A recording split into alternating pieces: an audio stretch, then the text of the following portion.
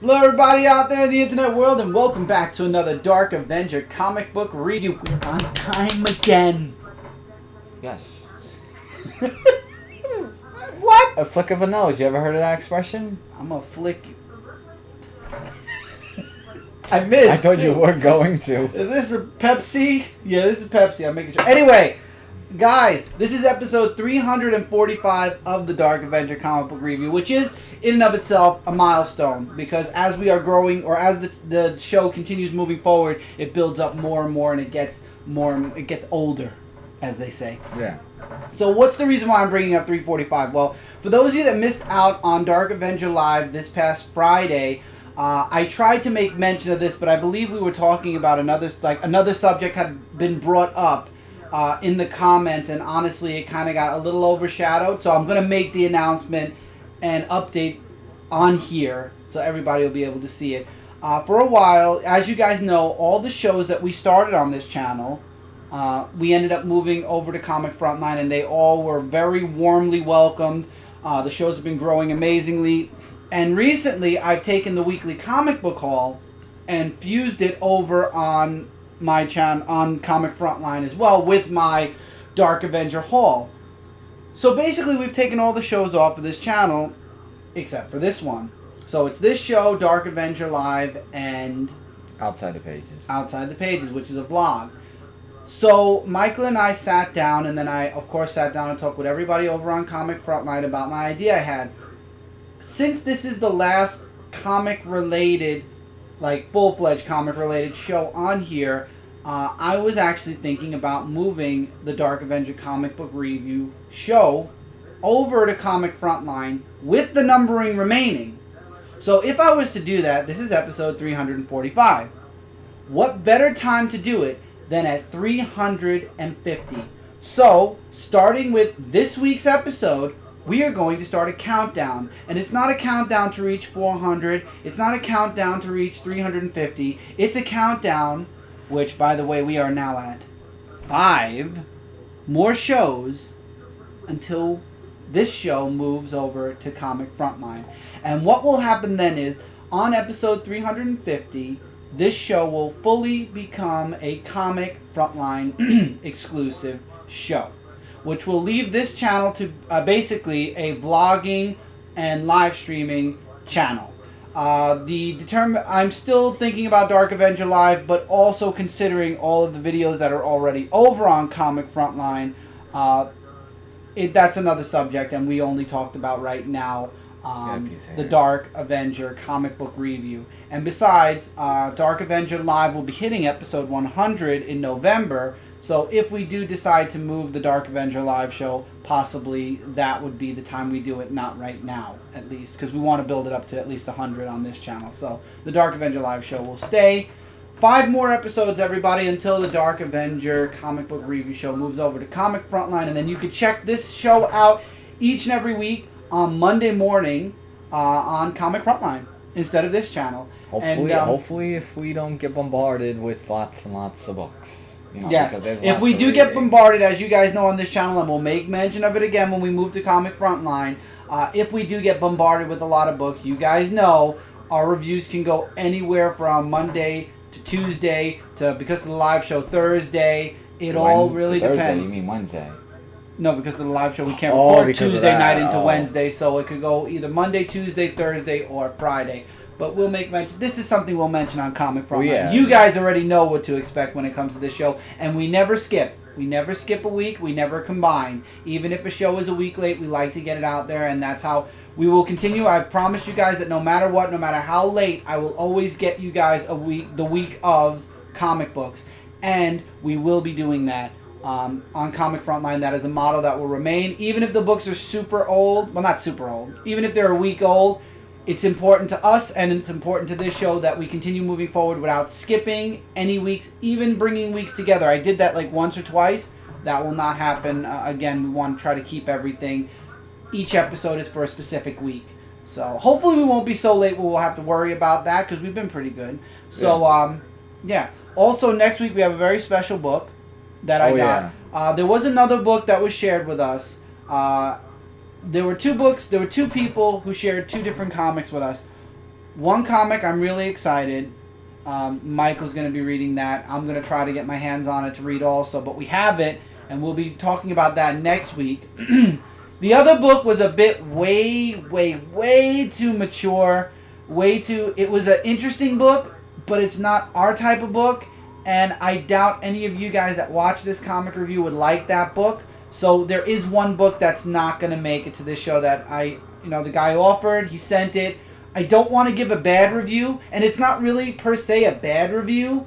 It's more along the lines of it's not our style of a book, and it's something that normally we'd never ever read. So that book unfortunately won't be coming. So hopefully that person won't be upset, but we tried, we read it. It just I couldn't finish it. Michael didn't finish it. It was a little too raunchy for us. That book. The other book is really good though. It involves zombies and involves a few other things. I don't wanna spoil it yet, but I'm really excited to talk about that book next week. But let's get to this week's books, which were released on June 8th, 2016, the second week of June. And we're gonna start with the digital book, starting with your books.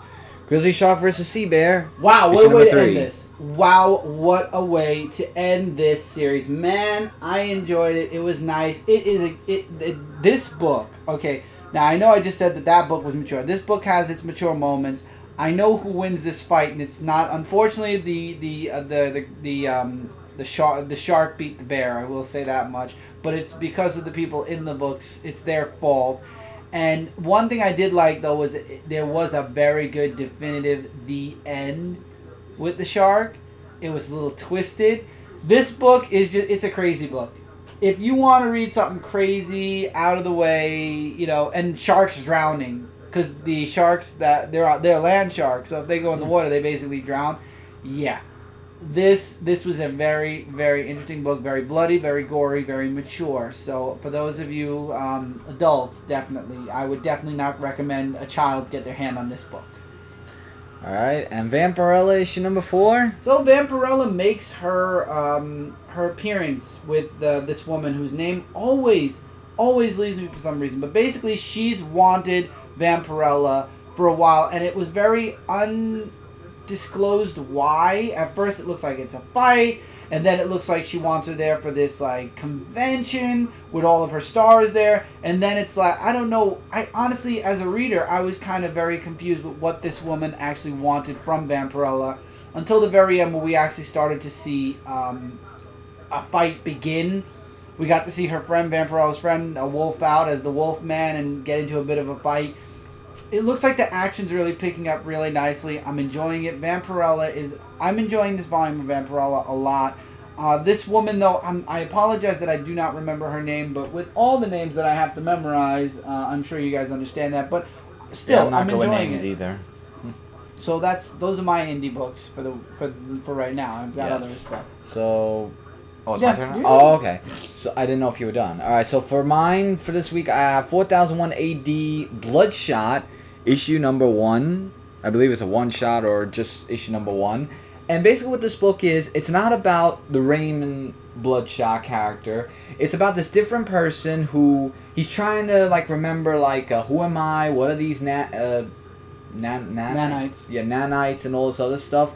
However, I will say this: I do love the costume where it's all red, and then you can see a little bit of the black. That's the Bloodshot symbol. It's only in different colors, and he's trying to remind himself who he is, what he does, and he does what Bloodshot does. He just kills things, and it's just a retelling of a different person being the Exo Man of War that we read. It's a different person, but a different perspective story.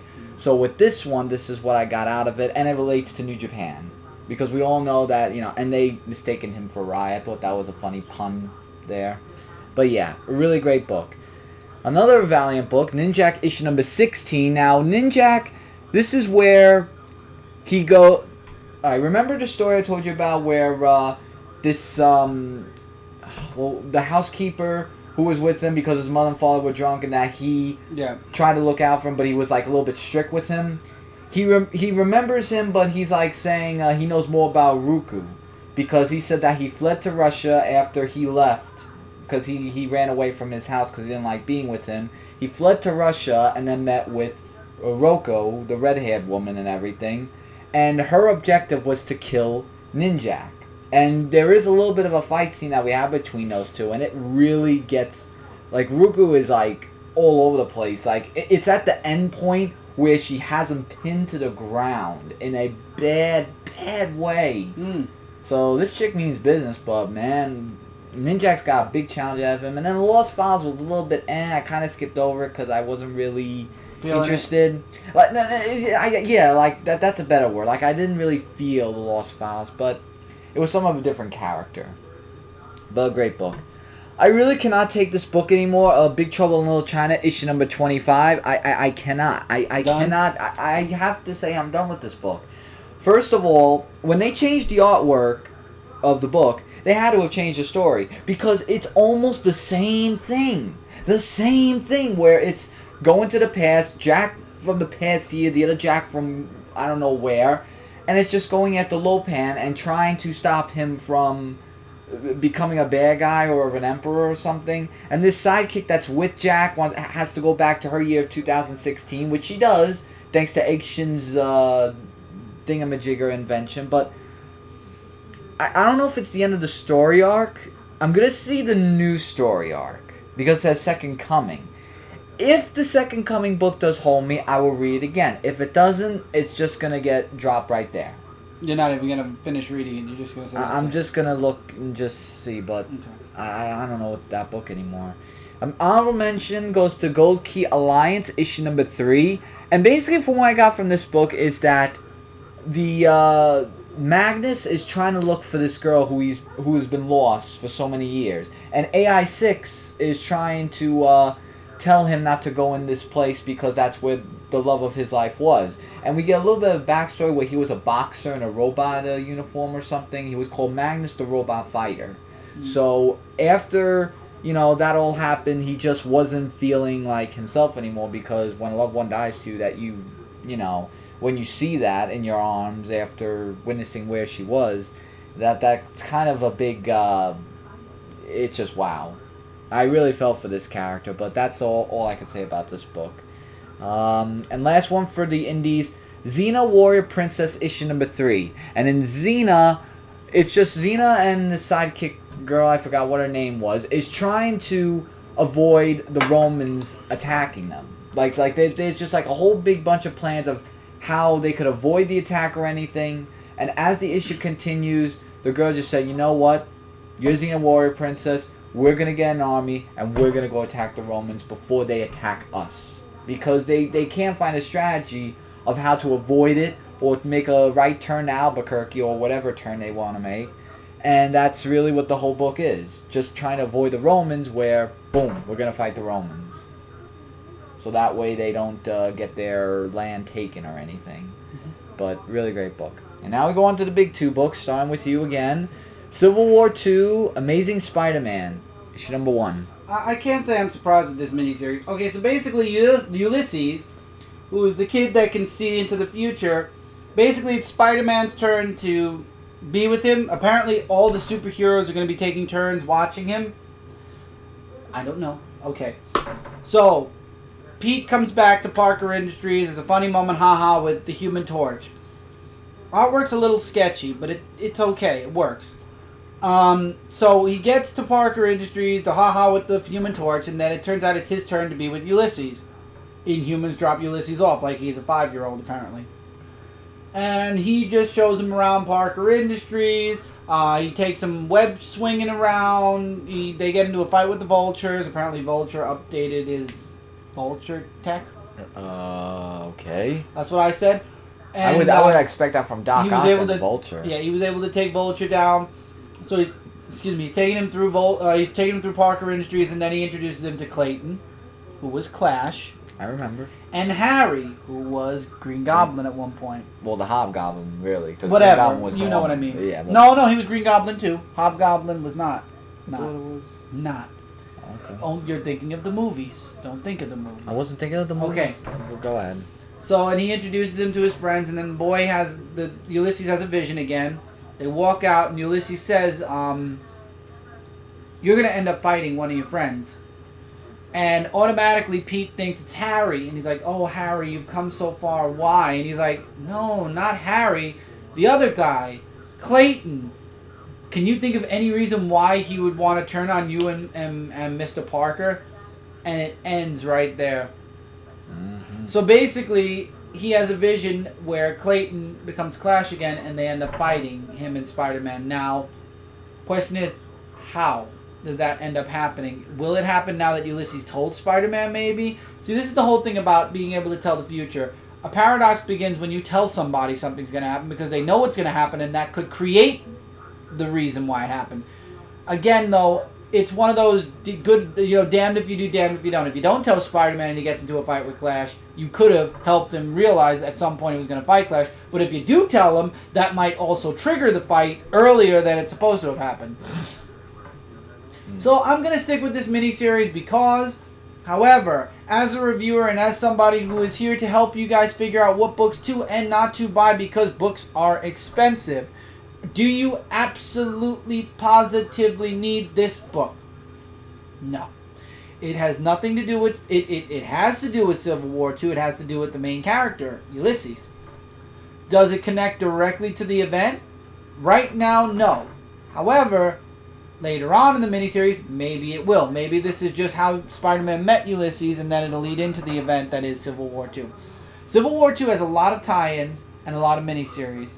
And I'm gonna try to cover or pleasure read as much as I can. Well, there is another one that we have this week. You're gonna cover that. I'm gonna cover that. But again, my advice, especially when it comes to Marvel, because we both know Marvel goes over the top when they do events. Every single book is connected, and there are minis, and then there's the companions. There's two companions because there's the Ulysses miniseries and the Frontline miniseries or whatever, the one that connects sideways to it. But anyway. As far as this goes, if you're a Spider-Man fan, if you want to see Spider-Man's side of Civil War II, you'll be getting it. If not, if you're not a fan of Spider-Man, if you really could care less what his involvement in Civil War II will be like in an in-depth way, you don't need this book. It's not important. The main important book is Civil War II, period. Okay. Guardians of the Galaxy, issue number 9. This one was simple. This showed Drax and Gamora now landing on the prison planet, but they have a specific prisoner they want. And I thought this was really cool and a really great reintroduction back to somebody who was on the Guardians of the Galaxy and then left abruptly. So we find out that Drax and Gamora are there to save a girl. And Gamora ends up getting captured. They want to torture her. We find out that there's still a little bit of the black vortex left in her, and basically she lets it out. And she basically owns all. And we find out that the person or the prisoner that they're there to save is Angela. So basically Angela in hell is over now. So Angela is now back on Earth, alive, as you would put it again. I don't know if maybe it ended with that. Anyway, they save Angela. And we find out that all the teams were successful except for, oh God, who got captured? Star-Lord. Star-Lord, Peter Quill ended up getting captured. So now it's going to be up to the Guardians to save Pete again from being captured. So that's where the story's going. And then unfortunately, even though they're galaxies away, apparently Guardians of the Galaxy is going to get involved in Civil War II as well. I don't understand it, but we're going to have to deal with it when we get to it. However, Poe Dameron, issue number 3. I'm enjoying this series. Poe gets, he becomes a prisoner to the 1st Battalion. The egg hatches that the people of that planet were protecting because they believed it was their lord and savior or whatever. He turned out to be a destructive SOB. It was a big, gigantic monster. Another monster showed up to fight that monster, ended up beating that monster, and civilization basically looked to him as the leader or their savior. And Poe Dameron ended up turning the tables on the 1st Battalion. His friends show up, they own all, and then in the end, basically, Poe says, you know what? You go your way, we'll go our way, and we'll forget this ever happened. And the other guy, of course, the leader, I forgot what his name was. It started with a T. Whatever. He ends up saying, I'll never forget this. And obviously, this miniseries isn't over yet, so I'm sure we're going to see him. Tarak? Whatever. He says, I'll never forget this, so I'm sure we'll end up seeing him again before the series is over. Now remember, this is when he got captured, so I'm not sure if it'll end with him being captured leading into the movie, or it'll end with him giving the information he got to Leia and then leading into the movie. But apparently this is a lead into what happened in the movie, which the movie was excellent, by the way. You should see that movie. But yeah, really good miniseries. I'm enjoying it. Our last one for you, Venom Space Knight, issue number 8. Venom has finally become the agent of chaos again. Venom has let loose. He is not cleansed anymore. He believes that he never should have been cleansed, that it was wrong, and that he was never meant to be an agent of the cosmos. He was supposed to be an agent of death. And basically, Flash and the others are now chasing Venom down, and every good thing that Flash has done up to this point, Venom is undoing. He saved the civilization. Venom showed up and destroyed it. Basically, he's trying to send a message to Flash. He goes to this pleasure planet and leaves one drink for Flash, and we all know that Flash is basically an alcohol. He's an alcohol. He was an alcoholic. He got out of it. And what Venom is trying to show Flash is that he's trying to be the good guy, but really deep down, him and Venom are exactly the same. They're both corrupt and they're both evil. Basically, he's trying to wear Flash down so when he takes Flash over again, he'll be able to control him. Unfortunately, as the woman warned him not to take the bait, he took the bait after a minute, and in the end, Venom basically engulfs him and says, "Flash Thompson's dead, long live Venom," to be continued. So there's no way of fixing Venom, and now I'm very interested. There's no going back from here. Either Flash Thompson will not be Venom anymore at some point, and it will go back to Eddie Brock, which is unlikely because he's Toxin, or Flash Thompson is going to get rid of Venom and get a new costume that's exactly like Venom, which would be a contradiction of Venom, so Venom will probably end, which it might end because remember, we're getting that all-new Marvel Now bullshit that's coming in the fall. So Venom series very well might be over by the time we get to Marvel Now again. So I'm not really worried yet because most of the series, if I know Marvel, they're going to end them. So they'll just start something else up with Venom, or they'll just forget Venom again altogether, like they did for a while. Okay. All right, my turn. Civil War 2, Gods of War, issue number 1. Leading off from where we left off last time with our hero, Hercules. Now, Hercules we saw last time was in a bar, and he wasn't actually drinking. Like, there was this guy who was known as a Hulk, but not Bruce Banner Hulk. Like, there's a different Amadeus Hulk. Cho. Thank you. Amadeus Cho. I stopped reading the Totally Awesome Hulk. It stalled out. Thank you. Yes, because I almost forgot the name. So he's like kind of talking, like saying, oh, you shouldn't like feel all bummed out and everything. But then there's this big attack that happens in the city, and it has nothing to do with the upcoming storm, although he meets with one of the gods. But there's this big war that's going on where it involves the Ultimates fighting them with Uncanny, etc., etc., all the other different universes fighting off against them, whereas Hercules is fighting off with 2 of the ancient gods or whatever. And he's the only one that can see them? And he's the only one that can see them because there's an illusion, and then like saying, what are you doing? Like, maybe you should, sit back, because the Avengers and anyone else didn't call him for this mission. And he feels like a third wheel being left out. And that's really something. So, when they go back to the home, remember that handprint I told you about that the storm left on his thing? They do know what it's about, but the landlord's like saying, you guys fought for fate. You're superheroes, you shouldn't just be different just because of that. You should just fight and everything else. And Hercules says it's right. So, what he is doing is that he is going to call the ancient gods to actually help against the storm. And that was a really great cliffhanger. I really like this story of that. Darth Vader issue number 21. 4 more issues left until we end this Darth Vader, and I could just make this simple. Darth Vader is doing his own tasks of looking for the Mistress Alpha, where we do find Mistress Alpha, but 000 and 000. No, wait, did I say 000? Yeah, it was 000 and the other guy, the R2D2, like the dark R2D2, yeah. Yeah. They do find her, but with the droids that now 000 has, went against her. Because the new master gave them new rules, and now it's to kill Mistress Alpha. And they wouldn't say who, because he was afraid that to kill all the witnesses of Darth Vader, that you're working with him, and blah, blah, blah, blah, and all that other stuff. And then, really, that's where it left off. So it was really just them turning their backs on Mistress Alpha. Did they kill her, though? They didn't kill her. Oh, they didn't? Of course they didn't. She got away. Dang it. But, she's probably not going to get it. And last book, Thunderbolts issue number 2. Now, last time we saw that the little girl took over being leader. That's right. Bucky did the right thing, actually, saying that she shouldn't be leader. I thought it was in the other pocket. And to give the heart, or whatever it was, back to her. And she does. I knew it. Which was a surprise, because I thought she really wasn't going to. But she does give the Heartstone back to her.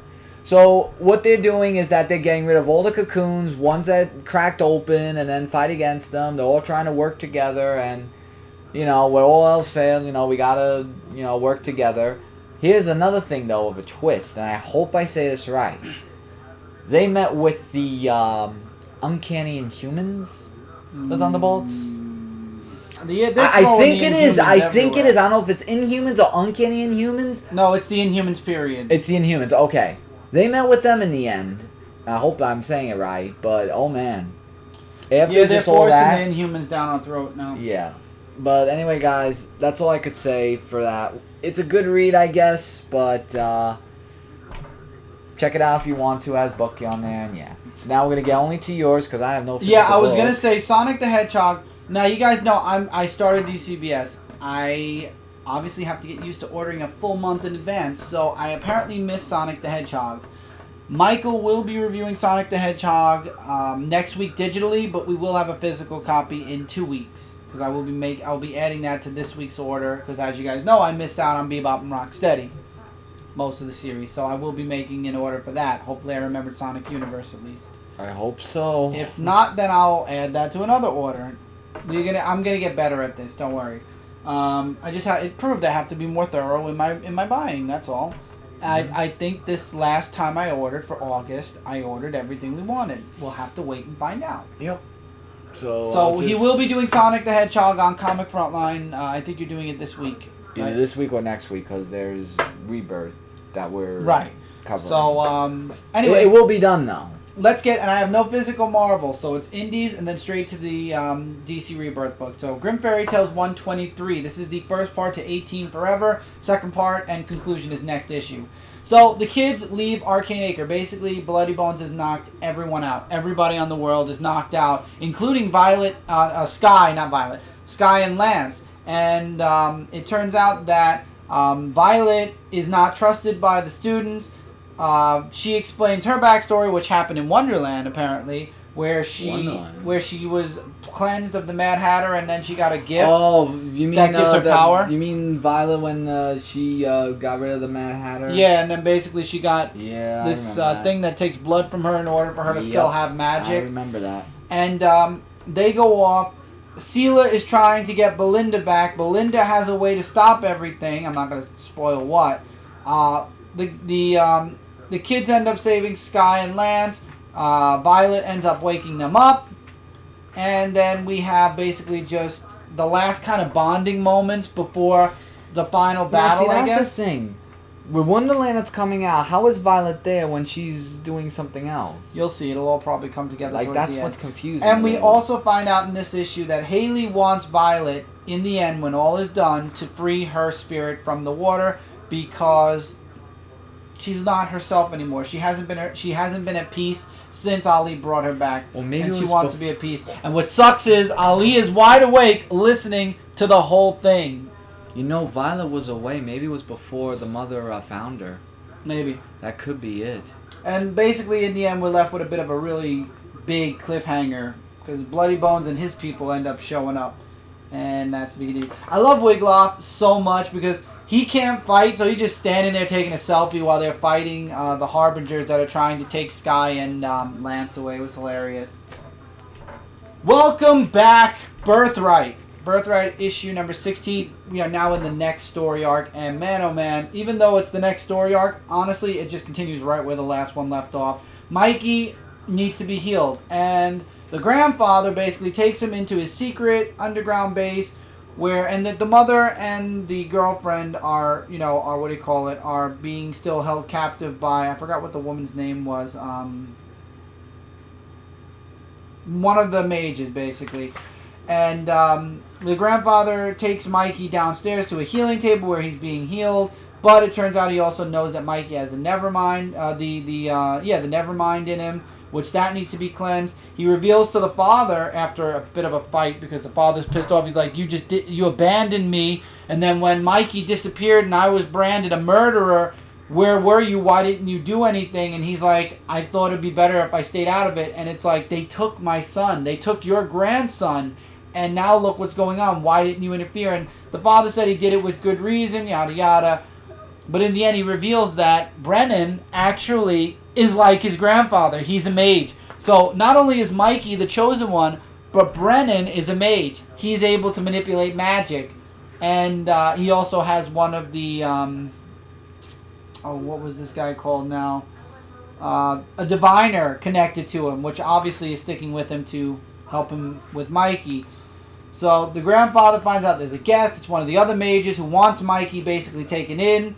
Brennan tries to heal Mikey, which basically there becomes a huge fight between the diviner and the Nevermind. Mikey semi-wakes up and then collapses again.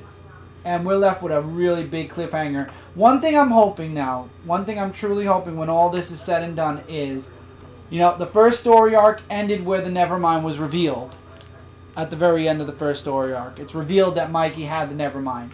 At the end of the second story arc, Brennan thought he healed Mikey, and again, Mikey still had the Nevermind, and the Nevermind basically, Mikey still pretended that, he was healed from the Nevermind and he was good again.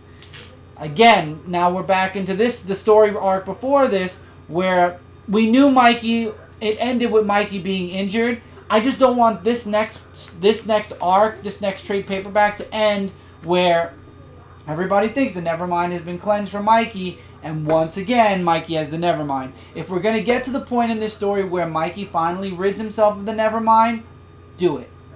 Do it, finish it, move on to the next story. Because at this point, the first story arc was the reveal, the second story arc was the fake out, and the third story arc, at least Mikey kind of admitted he still had it, but it's something that he can't get rid of, and in a way he's trying to manipulate the Nevermind to think, Brennan to think that the Nevermind is still controlling him somehow.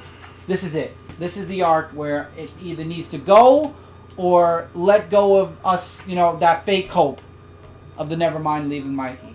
Bebop and Rocksteady Destroy Everything, issue 2. Holy crap. Do you want to understand now? I love the Turtles. Yes, and you know that. I really love the Turtles. But I'm going to, could you put any more word bubbles on this first page alone? Uh-oh. And then you continue on? And, could you put any more word bubbles on this page? Every other page was a heavy dialogue until we finally got towards the middle of the book where once again we got back to the heavy dialogue, which was...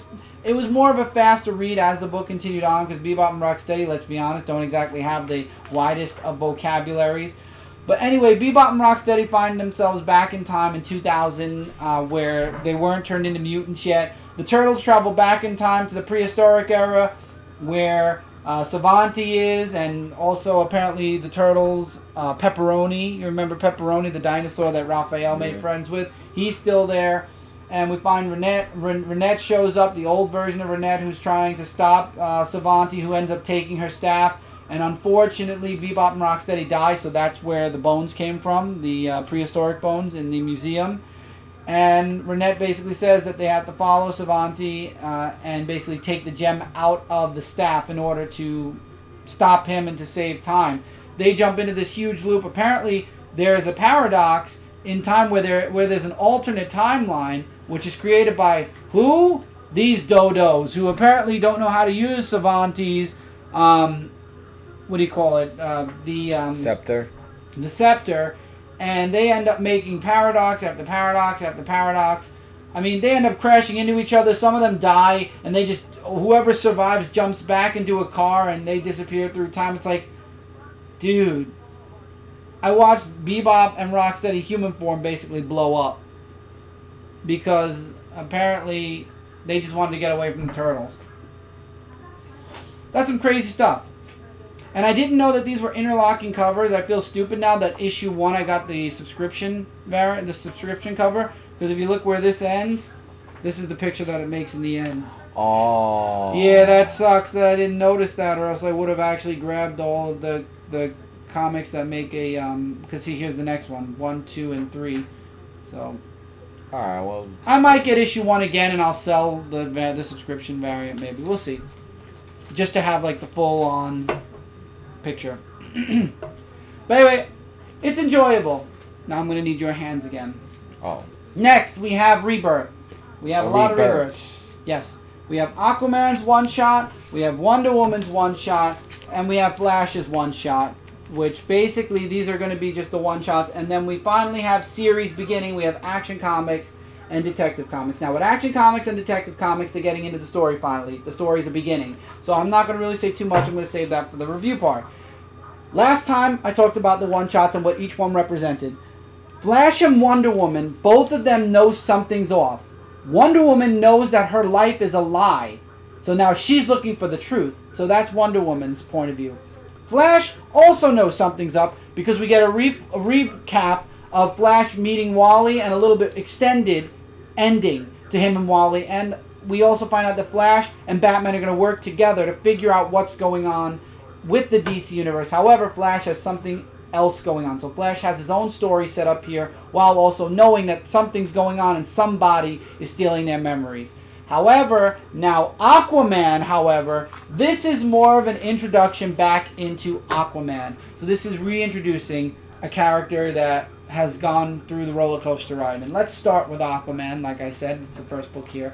This just resets his status. Well, not really resets. It just sets, and for new readers, it shows you what Aquaman is doing now, what his role is in the DC Universe. He is part of the Atlantis. He is the king of Atlantis, and he wants to keep peace between the land and the sea. And he wants to, of course, keep his seas safe. And he wants to keep open communication. So he ends up fighting these rogue Atlanteans that wish to destroy Earth. They think Earth is like their... the land dwellers are basically using them as slaves, which makes no sense to me. But anyway, we get to see I'm trying to find a really nice picture. We get to see a really awesome boss. Because I love the person who actually is narrating. I don't want to say who it is yet. But we get to see Aquaman. This is like back when Jeff Johns was writing Aquaman, where Aquaman's not a joke. And as a matter of fact, over here, and we get to see Mira, who's back with him, because we remember in the New 52 there was no marriages, no anything, and they actually made it look like she was going to betray him. Now they're back together, like fully. And they do, again, just like Jeff Johns did, they poke fun at Aquaman, saying he only talks to fish, but the truth is they don't know his true potential, which is what the narrator is saying. He has a lot more than what the DC Universe gives him credit for. He has a lot more powers, he's strong, he's got all these different abilities, and they're basically underestimating him. We get a really nice scene with him and Mira after the fight in this book, and then we find out the person with the internal dialogue, and that person, and then the first story arc is going to be Black Manta. So basically Black Manta was the narrator of this book up until the end, where he says, everybody thinks Aquaman's a hero. I know him as a murderer because basically his father was killed by Aquaman. So I'm really excited to see. I think that this is going to be something interesting. Dan Abnett. Now, I remember questioning Aquaman if I'd like it, and I think DN mentioned that if we like that, anything that's Dan Abnett is good. I'll be honest, this one-shot or this setup, this Rebirth one-shot that'll lead into, Aquaman #1, yeah, I'm ready. I think that this definitely makes me re-interested in Aquaman again, like when Jeff Johns was writing Aquaman in the very beginning. So yes, I'm really excited for Aquaman. Wonder Woman now, remember, we're going now into somebody who knows there's something up in the DC Universe. There's something different and that she's being deceived. And we get a huge recap of everything Wonder Woman's been through, about the Zeus and her mom getting together and them having a baby. Wonder Woman, what her name means. We get some really good action, though, by the way, also. I love the artwork in this book. I really do. And then she talks about being the god of war, which she says... which can't be true. And then we get another recap again on how Steve Trevor ends up on Themyscira and how she ended up winning the competition, where she was the one that won and got to go to, the world of man, bring Steve Trevor back, and to, protect the world from threats or whatever, basically to be Themyscira's champion. And then she crushes the God of War helmet. And she's like, this shouldn't be possible. This is made from a golden perfect metal.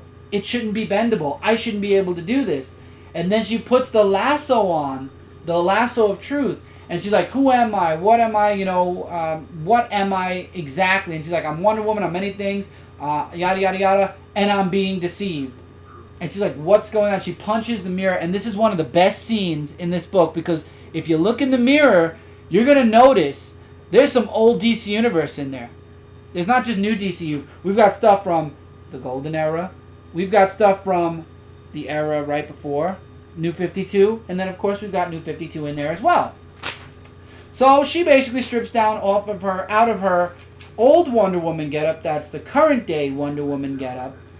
And we get a more Batman v Superman Wonder Woman costume. Because that's what I classify this as. Because basically, this looks exactly almost 100% like the Wonder Woman costume from Batman v Superman. Which was a letdown because the cover shows her with her classic tiara. I thought we were going to get... It's not a disappointment, the suit.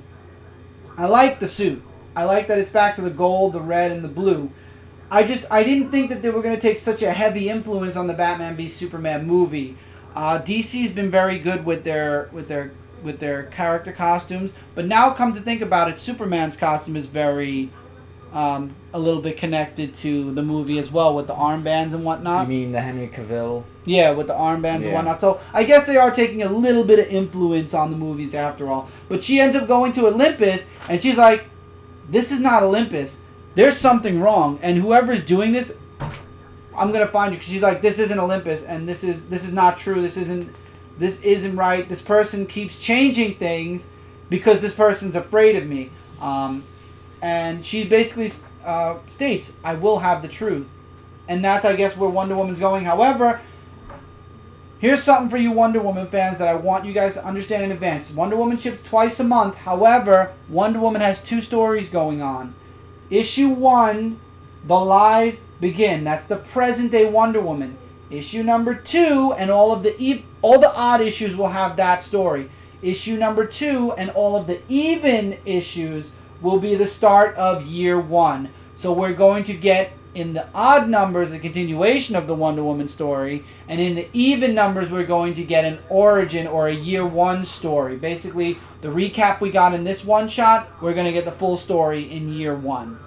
So really, even though Wonder Woman ships twice a month, you're only getting 1 story each month, but there's 2 Wonder Woman stories going on, so you're getting 1 part to each of the stories each month, which I'm okay with, because I've got used to reading Wonder Woman once a month anyway, so it's just 2 Wonder Woman stories going on, and it's just going to be...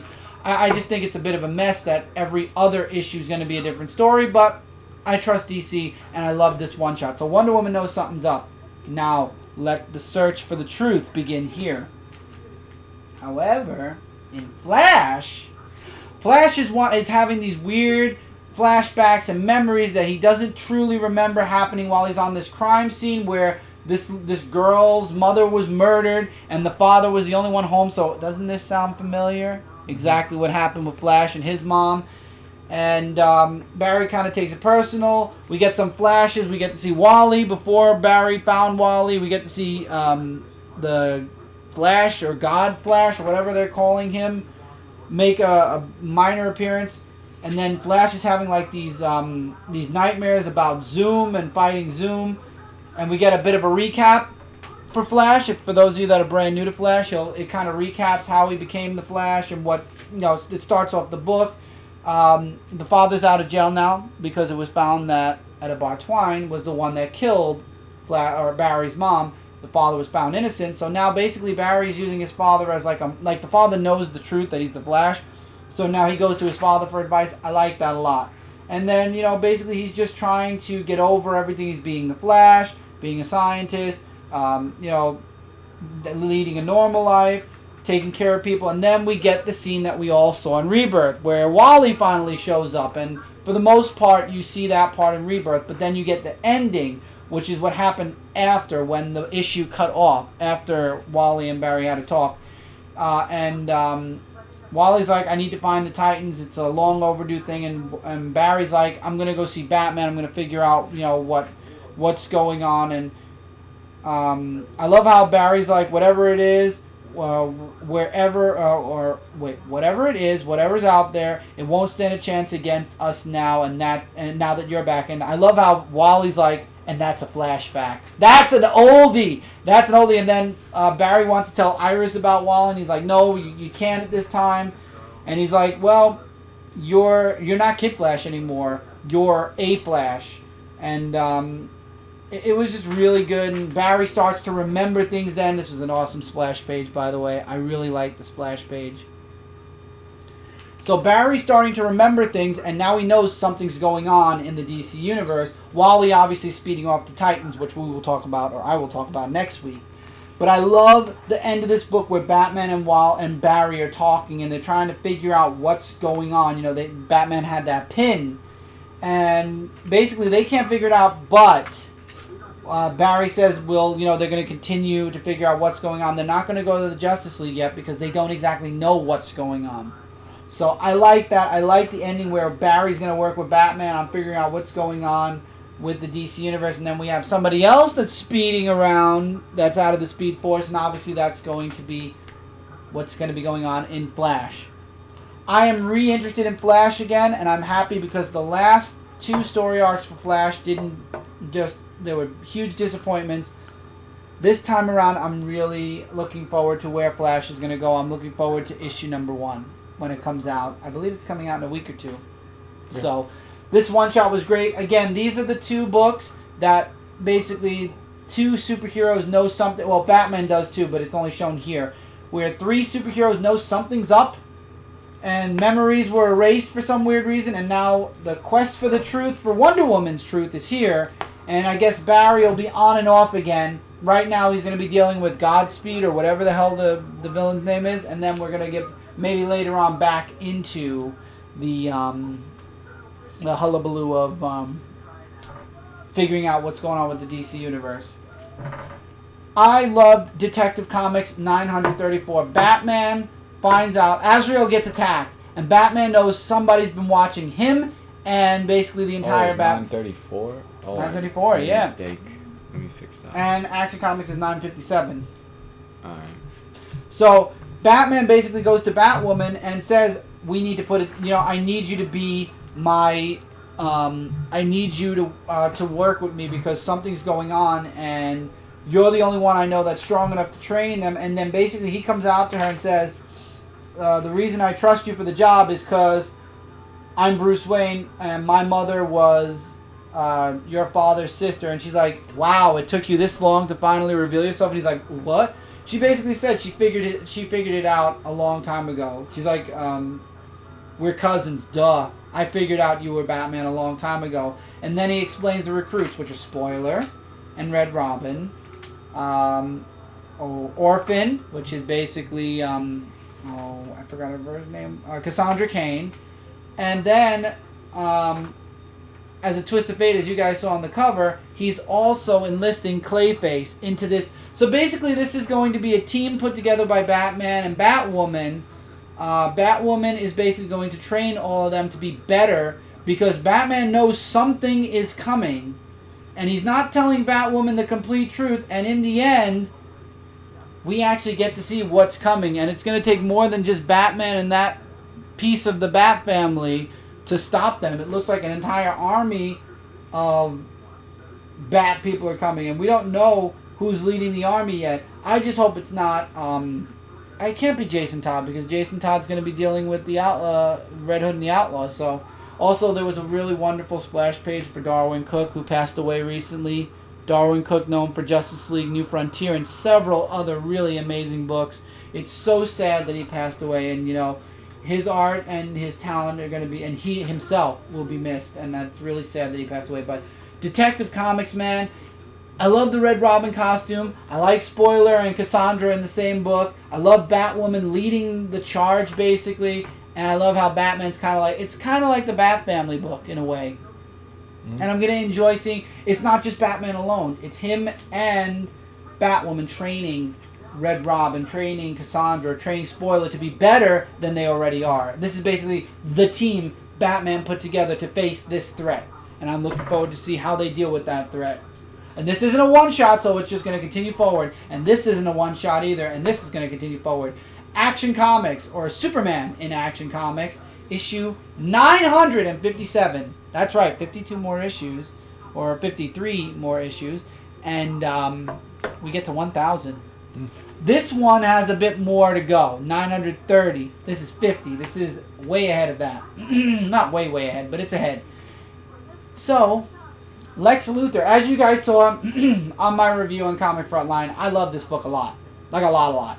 I'm not going to lie. Maggie Sawyer actually makes an appearance, or a reappearance. I'm so glad to see Maggie. We haven't seen Maggie since the New 52 started. So it's really great that I love that Dan Jurgens threw Maggie Sawyer back into the mix. That was a huge plus. So basically a hostage situation is going on, and who's there to save the day? Since Superman of the New 52 universe is dead, Lex Luthor. And Lex Luthor goes on the news basically proclaiming to be Metropolis's new Superman. He's going to continue Superman's legacy. All the while, somewhere else, upstate, Clark, John, and Lois from the old DCU are getting ready to move again. And, well, it wasn't good that John left the TV on, because the news comes on and Clark sees that Lex Luthor is on the news proclaiming to be the new Superman and protector, guardian of Metropolis.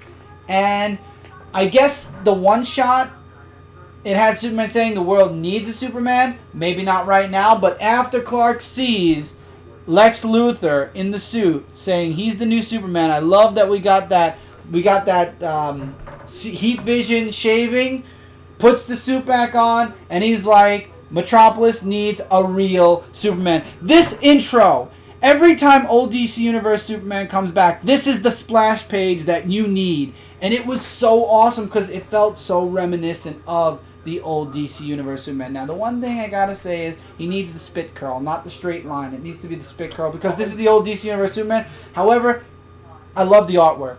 I have to say, forget what I just said about the spit curl because this artwork is gorgeous.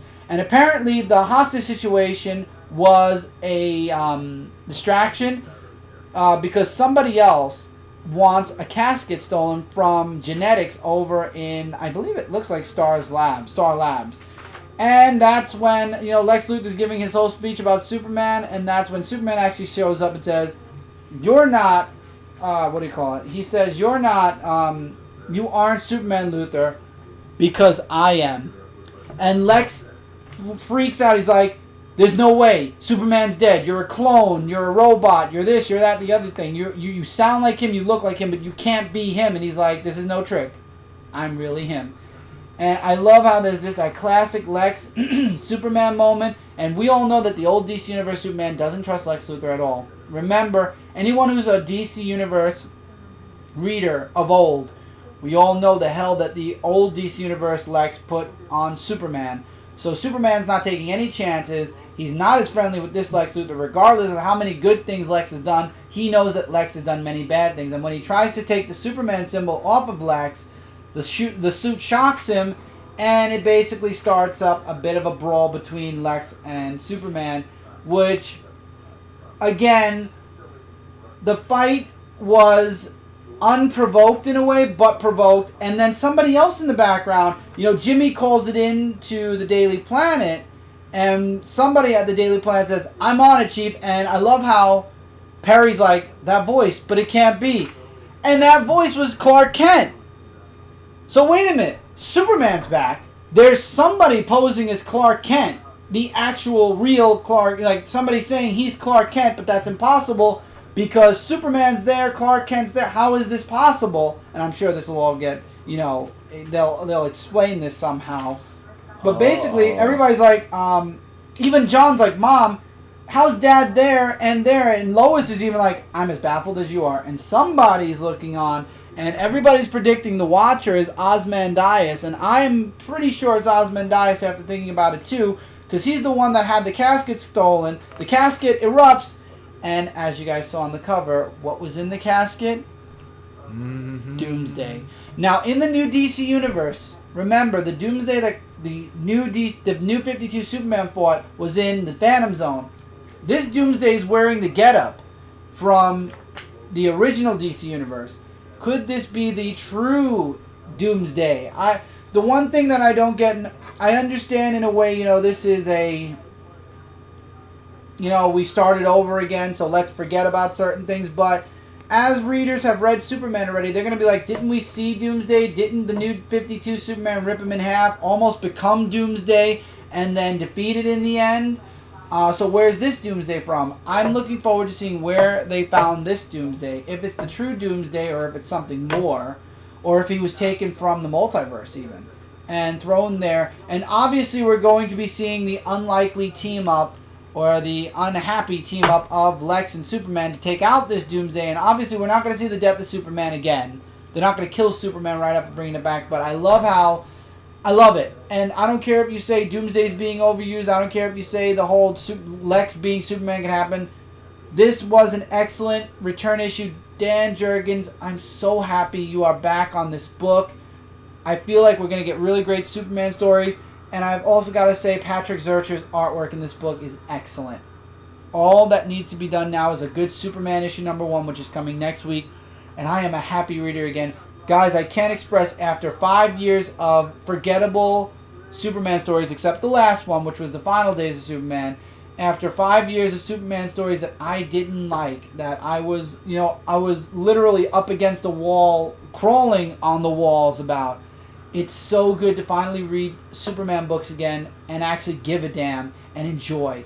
And that's what I got from the one-shot, the Superman Rebirth. That's what I got with this book. And I hope that's what I get next week with issue #1 of Superman, because finally I feel like the DC Universe is starting to click back into place. And obviously Jeff Johns had this plan in mind to click everything back into place at some point. And I'm really looking forward to seeing how and where that takes Superman. Yes, the costume's still different, but at least it's not armor anymore. It's a legitimate costume. Or no pants and shirt. Well, the red underwear are gone, and so are the red boots. But I feel like that's part of whatever's going on in the DC Universe right now. I feel like once Dr. Manhattan's revealed to everybody and the world, the DC Universe fight against him or whoever changed everything, I feel like a veil will be lifted, and basically this costume, which Clark believes is his original costume, will be revealed back to the original Superman costume. We'll see. We'll see. Or maybe this is the new costume because he wanted to mix his with the old DC Universe, with the new 52 Superman's costume. I don't know. Explanations we will get in the next 2 or 3 years, as Jeff Johns said.